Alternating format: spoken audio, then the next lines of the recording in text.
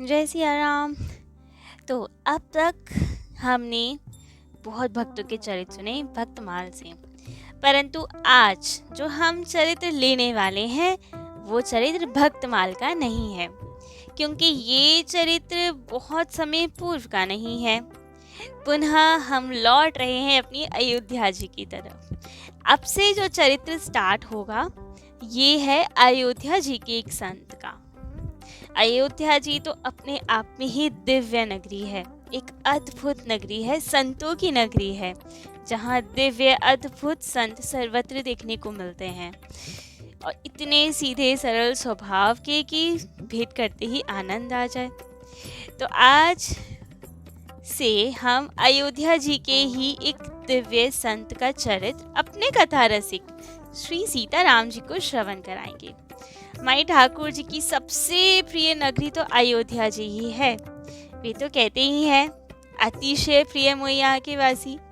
तो अयोध्या जी और अयोध्या जी के वासी हमारे राम जी को सबसे ज्यादा प्रिय है। तो चरित्र भी आज अयोध्या जी से लेते हैं। अयोध्या जी इतनी सुंदर, इतनी दिव्य है। अवधवास की तो महिमा ही कुछ अलग है। कहा जाता है कोटि कल्प काशी बसे, मथुरा कल्प निवास, एक निमिष सरयू बसे, तुले न तुलसीदास।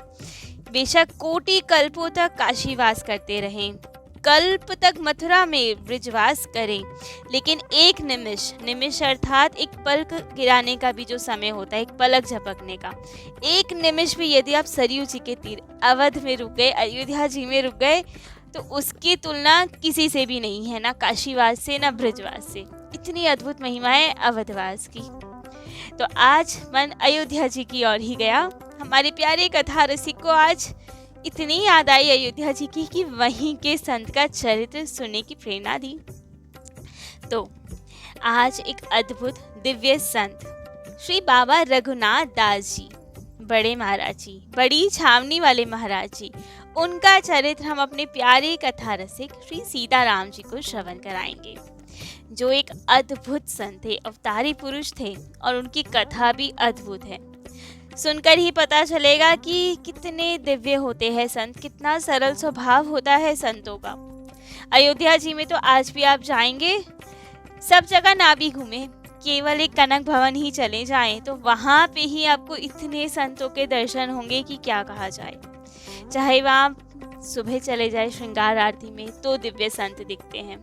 इतने सुंदर जटाधारी संत सदा अपने साधन में लीन तपस्या करते हुए, भजन करते हुए दिख जाएंगे, ना किसी से बोलना ना कुछ होते हैं जो इतने सुंदर हंसमुख होते हैं, कितने भी प्यार से आप जाओ, कैसे भी जाओ, और इतने प्रेम भाव से मिलेंगे कि आपको ऐसा लगेगा कि कब से जानते हैं हम इन संत महाराज को, तो इतने प्रेम से मिलते हैं। जबकि खूब ऊंचे भजनानंदी संत होते हैं, ठाकुर जी के दर्शन पाए हुए संत होते हैं, लेकिन फिर भी स्वभाव इतना सरल कि क्या कहा जाए। हमारे ठाकुर जी दीन बंधु है ना, तो ऐसे ही प्यारे संत जो होते हैं उन्हीं के लिए ये उपाधि दी जाती है। जो दीन भाव से उन्हें बसते हैं उन्हीं के लिए ठाकुर जी दीन बंधु बन जाते हैं। तो ऐसे दिव्य संत संध्या आरती में कनक भवन में दिख जाते हैं। 4 बजे चले जाएं तो ठाकुर जी के सामने प्यारे प्यारे संत खड़े होते हैं, भजन कर रहे होते हैं। तो कनक भवन में तो एक अलग ही रौनक रहती है संतों की। अयोध्या जी तो पूरे संतों की ही नगरी है। दिव्य दिव्य संत के आराम से दर्शन होते हैं, वहाँ खूब आनंद मिलता है संत दर्शन का। तो उधर तो अब बाबा श्री रघुनाथ दास जी का चरित्र। तो बाबा लखनऊ से 48 किलोमीटर दूर पैतेपुर गांव के निवासी थे। कान्यकुब्ज ब्राह्मण थे। इनके पिता का नाम श्री दुर्गा प्रसाद जी था। संतों की कृपा और आशीर्वाद से ही इनका जन्म हुआ था। खूब संत सेवी थे इनके पिताजी। संतों की सेवा का परिणाम स्वरूप ही था कि इन्हें आशीर्वाद मिला कि तुम्हारे घर जो संतान होगी वो कोई अवतारी बालक होगा, कर्ण जैसा दानी होगा, प्रहलाद जैसा नाम जापक होगा, भीम जैसा बलवान होगा। फल स्वरूप रघुनाथ दास जी इनके घर में अवतार लिए। खूब प्रेम से उनका लालन पालन होने लगा। बचपन से ही खूब भक्त हृदय थे, दानी पुरुष थे। किसी भी भूखे व्यक्ति को देखते तो तुरंत अपने घर ले आते, भोजन आदि पवाते। हमारे राम जी के भक्त थे, तो इसलिए इनका भी नाम था रघुनाथ सिंह जी। बैसाख शुक्ल तृतीया 1834 में इनका जन्म हुआ था। सर्वत्र बालपन से ही भक्ति का प्रचार करते थे। इनके खेल भी भक्ति से संबंधित होते थे। आसपास के लोगों को विमुख भी हो तो भी उसे ठाकुर सेवा में लगा देते थे। भोग आदि सिखाते थे लगाना। खेल खेल में ही खूब प्रेम भाव से सबको भक्त बनाते जा रहे थे। विवाह तो इन्हें करना पड़ा था, परंतु उस कन्या को भी, उसके मन में भी, हृदय में भी भक्ति का जागरण कर दिया था। वैराग्य उत्पन्न कर दिया था अपनी पत्नी के हृदय में भी, और स्वयं तो वैरागी हृदय के थे ही।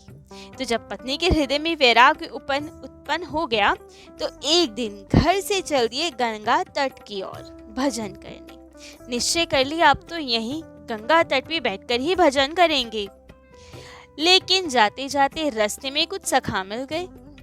सखाओं ने पूछा, कहाँ जा रहे हैं आप? तो इन्होंने बता दिया कि घर में अब उतना मन नहीं लगता, भजन करेंगे, ठाकुर जी की प्राप्ति करना है और यहीं रहेंगे गंगा तट पे।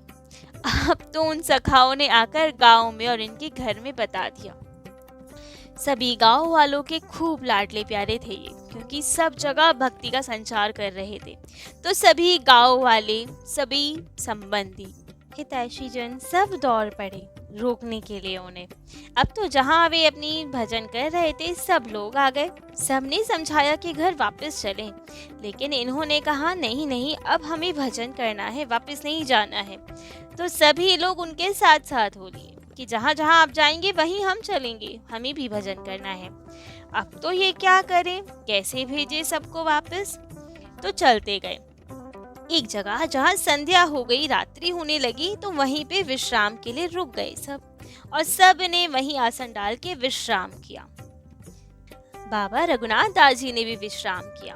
तभी स्वप्न में आज हनुमान जी महाराज के दर्शन हुए।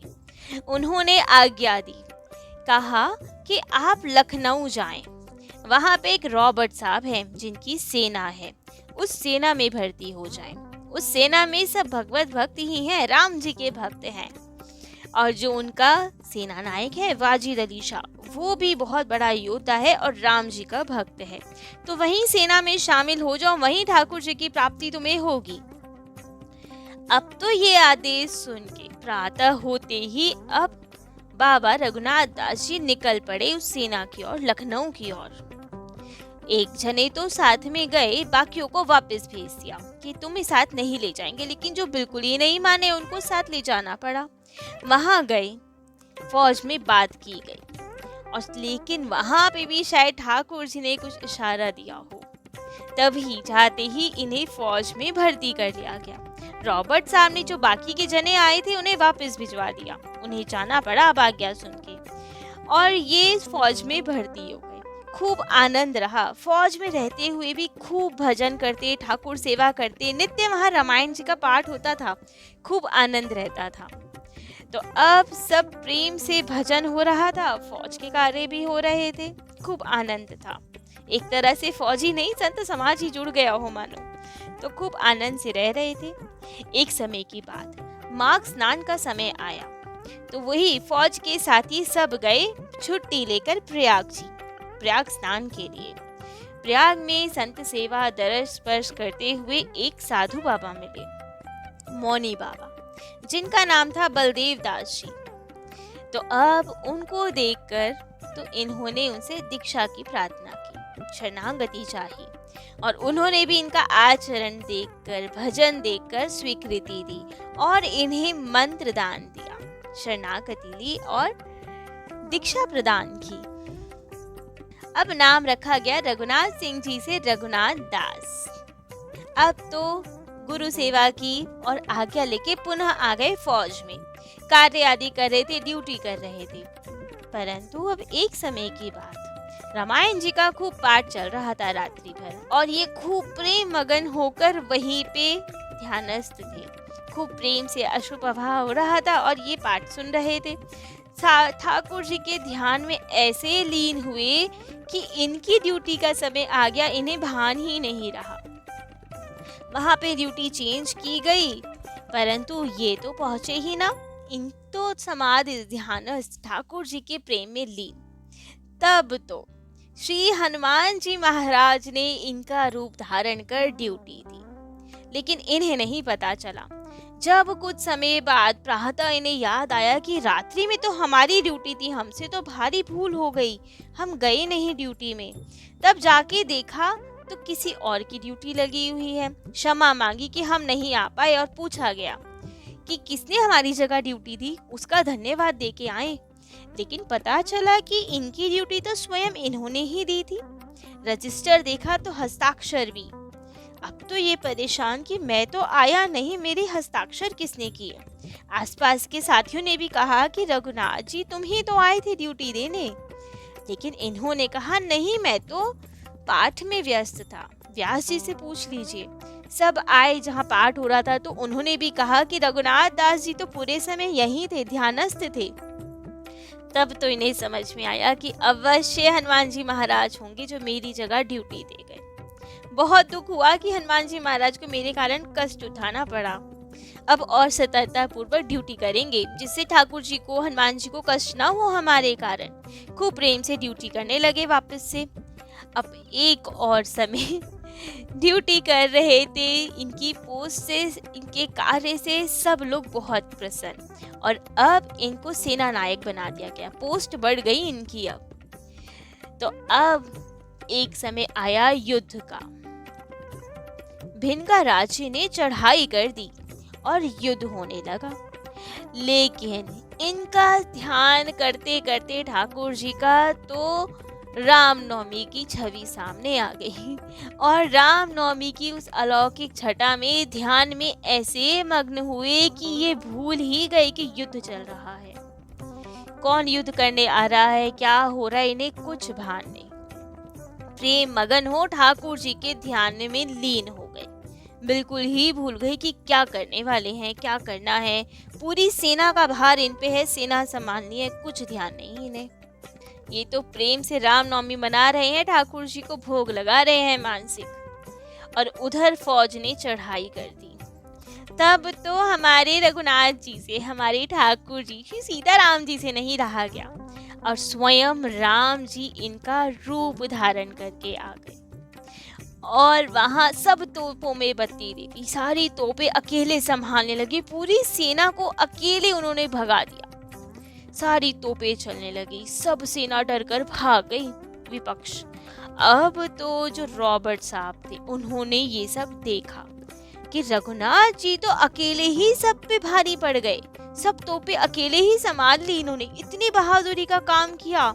और सब और अब इनकी जय जयकार हो गई कि अकेले रघुनाथ दास जी से विपक्षी डर के भाग गए, सारी सेना इन्होंने अकेले संभाल ली। अब इतना शोर हुआ, सब और जय जयकार हुई, सब हुआ, और यहाँ इनके ध्यान में रामनवमी का उत्सव भी पूर्ण हुआ। तब जागृत हुए, अरे ये क्या हुआ, आज तो युद्ध हो रहा था, सेना चढ़ाई कर रही थी, और मैं ये क्या कर रहा हूँ।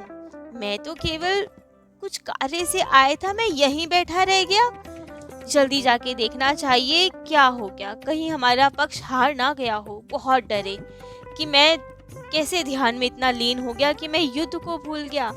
तुरंत भाग के गए तो देखा हर और जश्न मन रहा है, जय जयकार लग रही है। किसकी जय जयकार लग रही है? पास गए तो देखा कि हमारे ही नाम की जय जयकार लग रही है, लेकिन क्यों? फिर इन्हें बहुत डर लगा, सोचा कि लग रहा है सब व्यंग कस रहे हैं हम पे, जरूर आज कुछ भारी क्षति हो गई है और सब अब हमें दंड देंगे, हमारे कारण कहीं पराजय ना हो गई हो। बहुत डरे, जाके क्षमा मांगी रॉबर्ट साहब से कि हमसे भारी भूल हो गई, पता नहीं कैसे इतने ध्यान में चले गए कि हमें युद्ध का भान नहीं रहा, बहुत पछतावा। लेकिन यहाँ तो दृश्य कुछ अलग। रॉबर्ट साहब तो बहुत प्रसन्न, खूब तारीफ कर रहे हैं इनकी, कह रहे हैं तुम्हारे कारण तो आज हम जीत गए, इतने बहादुर हो तुम, सारी तोपें अकेले संभाल ली। लेकिन ये सर झुका के खड़े, इन्हें लग रहा है कि शायद व्यंग कर रहे हैं, क्योंकि हम तो ध्यान में थे। जाने क्या हुआ आज। डांट नहीं रहे, व्यंग कर रहे हैं, बाद में बड़ा अपराध देंगे अवश्य ही। लेकिन हर और जय जयकार सुनकर तो ये हैरान कि इतना व्यंग तो कोई नहीं करेगा, इतनी हंसी तो नहीं। हुआ क्या आखिरकार। तब तो इन्होंने कहा कि हमसे भूल हो गई, क्षमा कीजिए, जो अपराध देना है हम स्वीकार करते हैं, कृपा कर व्यंग ना करें। अब बताएं क्या हुआ युद्ध में। तब तो सबने कहा कोई व्यंग नहीं, तुम्हारी बहादुरी देखकर हम हैरान हैं, अकेले तुमने इतनी तोपें संभाल ली। इन्होंने कहा कि नहीं, हम तो आए ही नहीं, हम तो ध्यानस्थ थे, रामनवमी का उत्सव मना रहे थे ध्यान में, हम तो भूल गए थे कि युद्ध चल रहा है। लेकिन रॉबर्ट साहब ने कहा हमने अपनी आंखों से देखा है, तुम तो तोपें चला रहे थे। तब तो ये हैरान कि कैसे हो सकता है ये। देखा गया रजिस्टर में भी इनके साइन, और सब ने कहा कि देखा हमने, तुमने ही तोपें चलाई, सब फौज भगा दी। तब इन्हें पता चला कि क्या हो गया। हम ठाकुर जी के ध्यान में लीन और यहाँ ठाकुर जी आकर लीला कर गए। तब तो इन्हें अपार पीड़ा हुई। पहले तो पीड़ा थी कि हनुमान जी महाराज आए, लेकिन अब समझ गए कि अब तो साक्षात हमारे रघुनाथ जी को ही कष्ट उठाना पड़ा लग रहा है। वे ही स्वयं आए, सबको युद्ध करके उन्होंने हरा दिया, तोपें चलाई। इतना कष्ट हुआ कि अब नहीं रह सकता। यही स्थिति रही तो बार बार मेरे राम जी को कष्ट होगा, हनुमान जी को कष्ट होगा।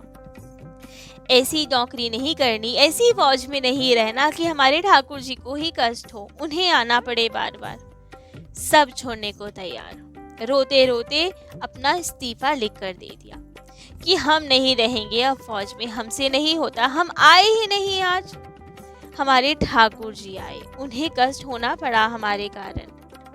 इस बात का आज प्रत्यक्ष प्रमाण मिला उन्हें कि ठाकुर जी के लिए कहा जाता है ना, करहूं सदा तिन की रखवाली, जिमी बालक राखे महतारी। जैसे कोई माँ अपने बालक की रक्षा करते हैं, ऐसे ही हमारे ठाकुर जी भक्तों की सदा रक्षा करते हैं, एक माँ से भी ज्यादा प्रेम रखते हैं उनसे।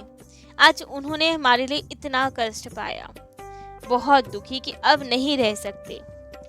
सबसे इस्तीफा कहा, सबने बहुत समझाया कि मत जाओ ना, आप इतने बहादुर हो, फौज छोड़ के मत जाओ, खूब भजन करो लेकिन यहीं रहो। नहीं माने कि हम नहीं रह सकते अब यहाँ। तो अब उनका तबादला करा दिया गया लखनऊ से मेरठ। वहाँ आए, कुछ दिन सबने समझा बुझा के रखने का प्रयास किया। इनके गुरुदेव आए, उनको देखकर अपार शांति हुई, सब बात बताई उन्हें, खूब सेवा की गुरुदेव की। गुरुदेव ने भी भक्ति का वरदान दिया इन्हें समझा बुझा कर प्रस्थान कर गए। लेकिन गुरुदेव के जाने के बाद वापस वैराग्य प्रबल, ठान लिया अब तो कि नहीं रहना फौज में, और जबरदस्ती अब फौज की नौकरी छोड़ दी। आ गए हरिद्वार मेरठ से। वहीं पे आराम से 3 साल तक किनारे तट पे सब जगह घूमते फिरते रहते, अपना भजन करते। वहीं पे जो अन्न खेत कटने के बाद खेतों की दरारों में होता है, वहीं रह जाता है, जिन्हें कोई निकाल नहीं पाता, खोद खोद के वो ही निकालते। 1 तोला, कोई थोड़ा बहुत, जितना अन्न मिले उसी को गंगा जल से धोकर ठाकुर जी को भोग लगा के वही पाते, गंगा जल पी के रह जाते। इसी हिसाब से 3 साल तक वही निर्वाह करते रहे। अपना सर्वस्व दान कर दिया। केवल एक रामायण जी की पोथी, कुश का आसन, तुलसी माला, इतना ही सामान रखा, अन्य वस्त्र भी नहीं रखे। जो पहन रखे थे केवल उसी में 3 साल तक निर्वाह करते रहे। भजन करते करते काशी की ओर चल दिए। रास्ते में एक बहुत सुंदर घाट दिखा, वट वृक्ष लगा हुआ था, तो सोचा कि काशी की ओर प्रस्थान कर रहे हैं, रास्ते में यही विश्राम कर लिया जाए। तो वहीं गंगा तट पे विश्राम करते हुए खूब भजन करने लगे। तो अब बाबा रघुनाथ दास जी वहीं विश्राम करते हुए रह रहे हैं। आगे कहाँ की ओर प्रस्थान करते हैं? काशी जा रहे हैं तो क्या वहीं रह जाते हैं या आगे कहीं कुछ लीला करते हैं? ये सब हम अपने प्यारे कथा रसिक श्री सीताराम जी को कल श्रवण कराएंगे। आज के लिए इतना ही। जय जय श्री सीताराम।